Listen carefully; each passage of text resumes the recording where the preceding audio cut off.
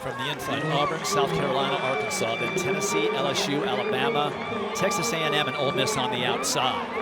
Alabama and LSU out very quickly, and bad pass for LSU in the middle in the white, and also for Tennessee in the orange and white. And LSU in favor of Feely making up that mistake. Decent second pass. Alabama got a fantastic pass on that, but here comes LSU. LSU in the lead. It's theirs to lose at this point, as it's going to go to Thelma Davis on the anchor for LSU. In pursuit, Natasha McDonald for Alabama, but there's no catching Thelma Davies. LSU wins the women's 4x100 as well, 42-52. If that holds, it's the fastest time in the world, and it does. Woo! A new facilities record and a world-leading time. LSU had a very bad first pass, but their second pass made up for it. It's the person in the back's responsibility to get the person in the front's the baton, and that baton has to be going at the fastest part of that exchange, and Thelma Davies had a really nice exchange, and she closed really hard. USC gets bumped off the world list at #1. Now it belongs to the Tigers.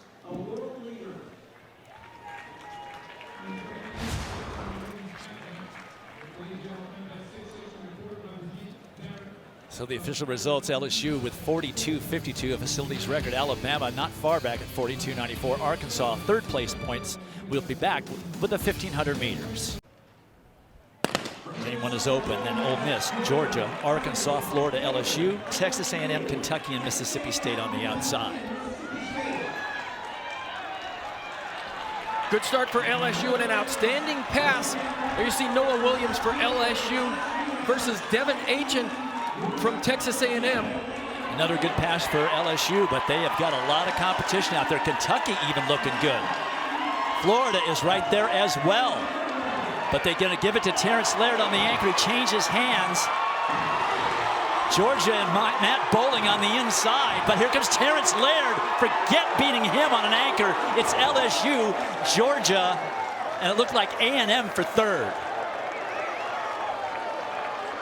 Give Terrence Laird a running start, and he's gone.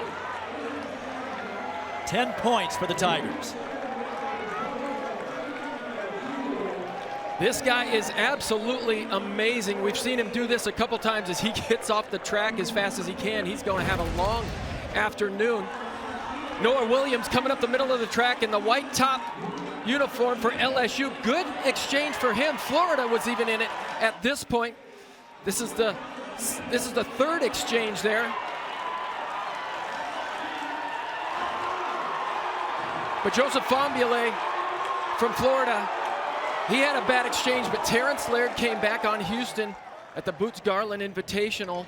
Sean Masagani from Houston, he ran him down, and he ran Matthew Bowling down today. This guy is becoming legendary on that anchor leg of a 4x100 meters. Just a nice warm-up for Terrence Laird. LSU wins it with a facilities record 38-87, followed by Georgia, A&M, and Kentucky. When we come back, the women, they will pass. Great start by Laird, as well as Lang to his right from Kentucky. Bowling is chasing, but is not going to catch Laird. He might get second, but he's not going to win it. Terrence Laird wins the 100. Oh! 980. I told you it would be fast because of the wind. 3.2 meters per second.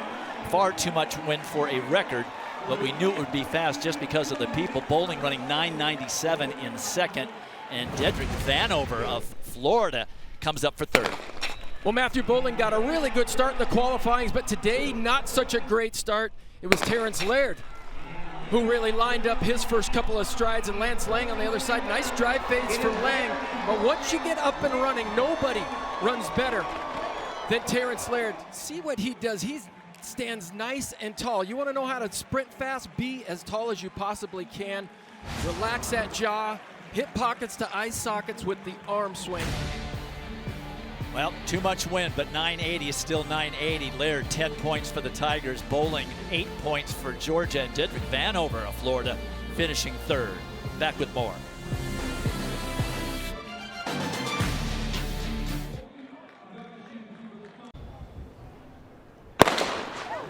A good start for Bowling and Laird. And Lang is out early. In the all blue, it's Lang. Now here comes Laird. Look at this. He just pushed right through the middle of that turn, and it's Lang and Laird with Bowling trailing. It is Laird. Bowling chasing. He's going to run out of real estate. It's going to be Laird close between Bowling and Lang. Fambolay coming up very late. 1982 for Laird, and it's legal. 1.7 meters of wind. It calmed down just long enough for him to run that 200. And he validates that time he ran earlier in the year that was wind aided. He has a legal 1982 under his belt, and more importantly, 10 points for LSU.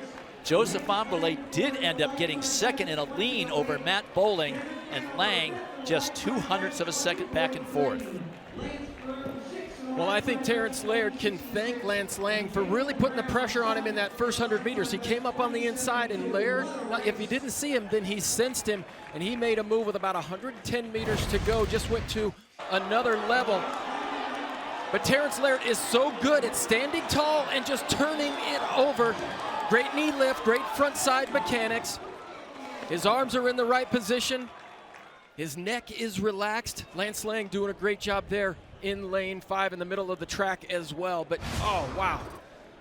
3 outstanding sprinters in the middle of the track. Those great are finish, great times for a conference. 20.05, 20.06, 20.08. Legal here at the SEC. Laird with the win and 10 points for LSU. From lane 4, it's LSU, LSU, LSU. Phillips, Young, and Humphrey. Then Masai Russell in 7, and then Journey Woodward of LSU in 8. Journey Woodward made up that stagger really quick out in lane 8. She is now first from the second from the left of your screen as you come into this shot. The wind right now is at their back, so all you've got to do is stay patient, relax, and turn over. And she made an adjustment there on that 4th hurdle. Staying powerful through this curve and keeping your hips right in line with that hurdle. You don't want to deviate and start hopping them. You've got to stay in that sprint stride. Brittany Humphrey in good shape right now in lane number 6. Milan Young is right there, her teammate. A lot of LSU there up in the top 4. Young and Humphrey. Now it's Humphrey and Young and Russell and Woodward. So LSU gets 3 of the top 4 spots. It was very close there as she just quit at the finish line and might have gotten nipped for that 4th spot, but a lot of points for LSU. They go 1, 2, then Cy Russell is 3rd. Woodward did hang on to that 4th spot, so that's 18, that's 23 so far. 26 points for LSU in those 400 hurdles. Excellent start for Marshall. She was out first, and she is gone. Tanea Marshall. Now Grace Stark trying to make a move to catch up, but it's going to be Tanea Marshall. One of LSU's. Leah Armstrong goes down. That will certainly hurt them on points. But it was Tanea Marshall from the gun in this 100 hurdles final. Tanea Marshall always has a fantastic start, and what she wanted to do in this race was be quicker over 8, 9, and 10, and in lane 8, closest to us, you'll see it, but right in the middle of the track, all white, purple bottom, lane 5, Tanea Marshall got out. Right in the middle, and look at how quick she is between the hurdles. Her arms are really in tight, but right here, 8, 9, and 10, she's got to be quicker in between the hurdles so it doesn't set you up to floor.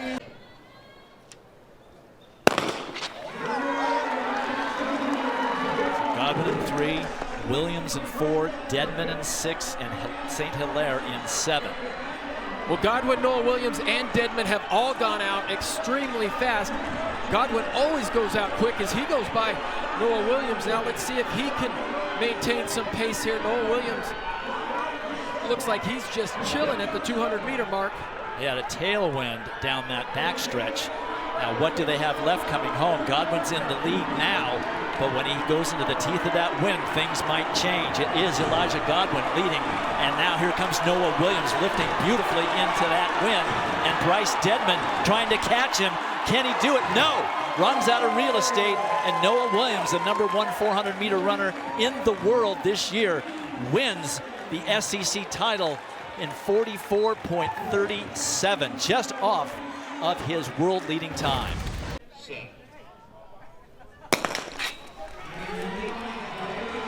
Mason with a very good start. It's Mason right now, but here comes Clark.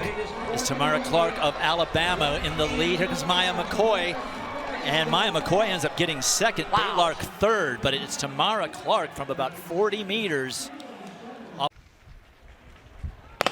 10 hurdles, 36 inches high. And the pattern in between will definitely be disturbed by this wind. They're going to get a nice tailwind down the backstretch, which will cut down the amount of strides they would take, especially if they alternate. And then it's going to really hurt them the last couple hurdles in the home stretch. Well, in the qualifying, Robert Dunning there in the middle in the crimson uniform, he was out of his stride pattern and had to really chop. But here he's nice and open. 13 strides in between, 150 meters to go. Let's see what kind of adjustments he can make. He went to a left leg, so he's 14 there as Squirrel leads him out of the turn. Sean Squirrel Burrell is getting twisted on these last couple. Here comes Mauritel Mpoke. Mpoke and Burrell. It's going to be Mpoke. I thought he might do a Superman, but he didn't need to. 48.90. That's an excellent time in these conditions. Excellent. Decent start for Thomas, but Dunning got out faster. It's Dunning right now. And also Lemonius. It's Dunning. And then down in lane, it's Jesse Henderson. It is going to be Dunning. Dunning beats Damian Thomas. That has to be considered a mild upset. Dunning certainly has the credentials and has the time, but he got him at the start, and Thomas was never able to reel him in. Well, Dunning in the all crimson there in the middle of the track. He got a fantastic start. Look at the start.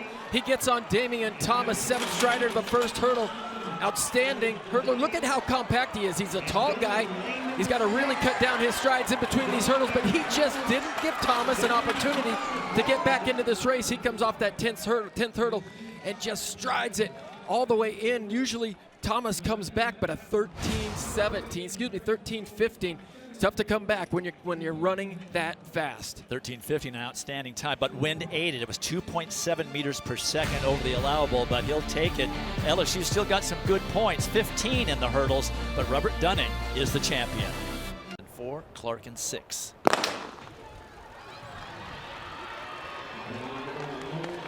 Tamara Clark out well. Also out in lane 9 is Jada Baylark is also out well. But here comes Clark off the turn with Ophelia right there with her.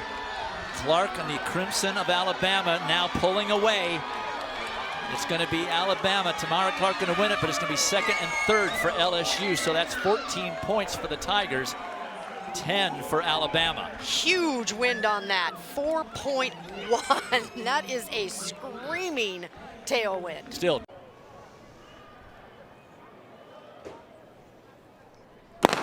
They're in Florida and hails from Australia. So they will be in their lanes through this first full turn, then break for the pole on the back stretch. Breaking for that pole is going to be really important with the wind screaming at their backs. You want to make sure that you take a nice long line. Take it down to almost the 200-meter mark. Just curve in gently like that. Absolutely. Amber Tanner took it a little sharp.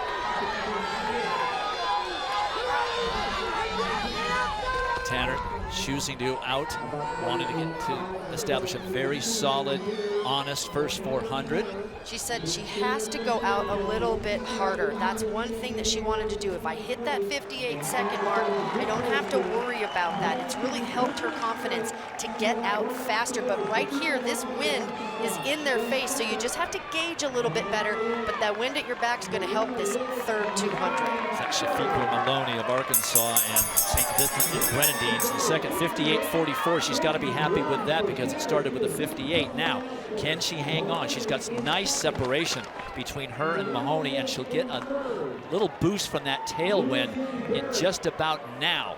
So she just needs to float this backstretch and hold something in the tank for when the wind is in her face. If you are Maloney and Barrett right now in second and third respectively, you just have to be patient. You can't panic that Tanner is that far out in front of you. You have to trust that your run plan, your race plan, and that she may come back to you.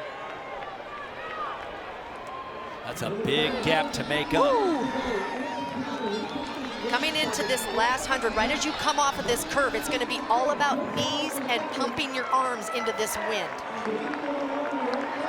It's a lot of real estate between Tanner and Mahoney. There's no way it's going to be made up. She's going to be a wire-to-wire winner and be much happier with this result than she was yesterday. Tanner, 10 points for Georgia. And there here comes Katie Ann McDonald to get second for LSU. That's huge for the Tigers. Mahoney gets third. And for Ole Miss, that was Sintayehu Visa, who ended up fourth. 2:02.94 for Tanner, wire to wire.